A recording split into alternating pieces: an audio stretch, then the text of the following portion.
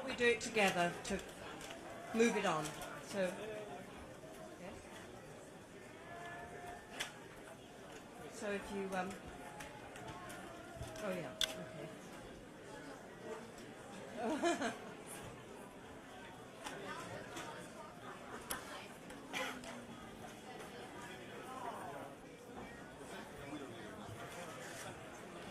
No, who are these people? Give me names and addresses. Oh, well, I paid him.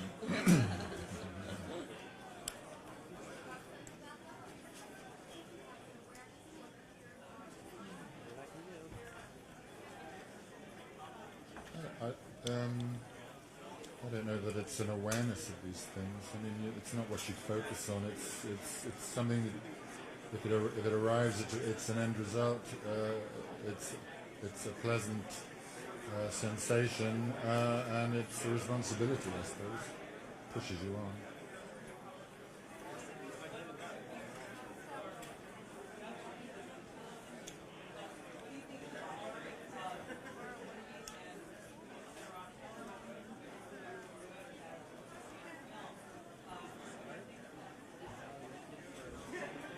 I think it's very healthy. I think we'll watch the movies for the incredible production values that you can get from American movies nowadays. That is so exciting, and I think hopefully television will show the way for the kind of material that is possible to entertain people with.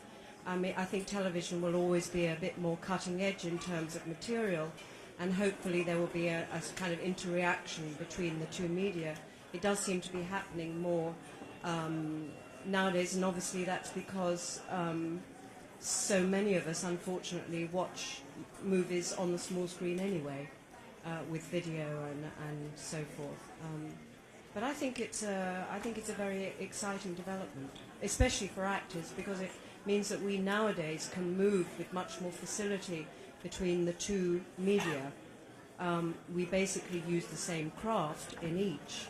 So it's great for us. It opens our possibilities.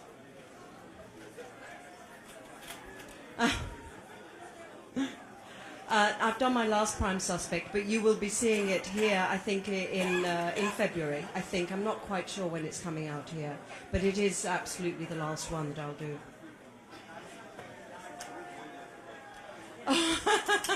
Well, I was on a plane about 6 hours ago coming from London, and I arrived and I had nothing to wear as usual. So I went through my closet and found this suit, Gautier suit, and this hat that was covered in dust. And I had to shake it off. I thought, well, what the hell, I'll wear that. Hide behind that.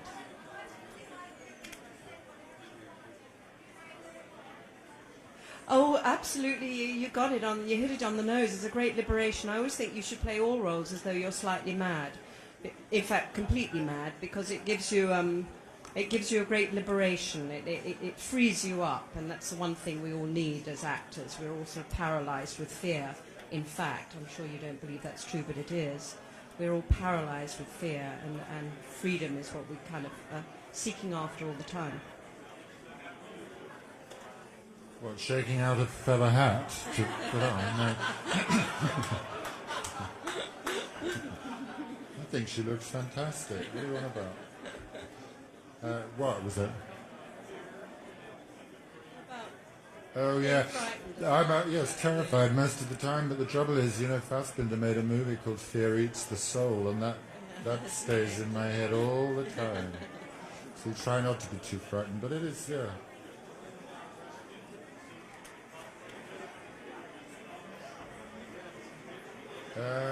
You tell me. I don't mean that negatively. I'm not sure. Maybe it's something to do with what Helen was just saying about it was a license to run amok, really.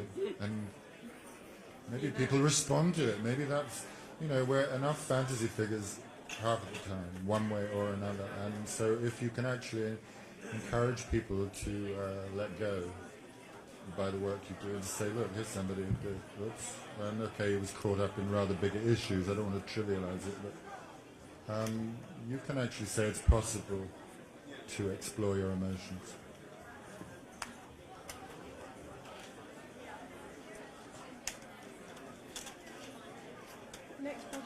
Well, I've just done a film that was very exciting for me with Sidney Lumet, which is called Critical Care, that I think should be coming out. Sydney works very fast, so probably in the next 2 or 3 months. So that's my next project that you will see. I've just finished directing my first film, which is called The Winter Guest, and it stars Emma Thompson and Phila Delore, and it's being edited at the moment. And it better get finished by April, because then I'm starting to shoot The Moon and Sixpence, which Christopher Hampton has written and will direct, in Hamburg and Paris and Hawaii, I'm glad to say.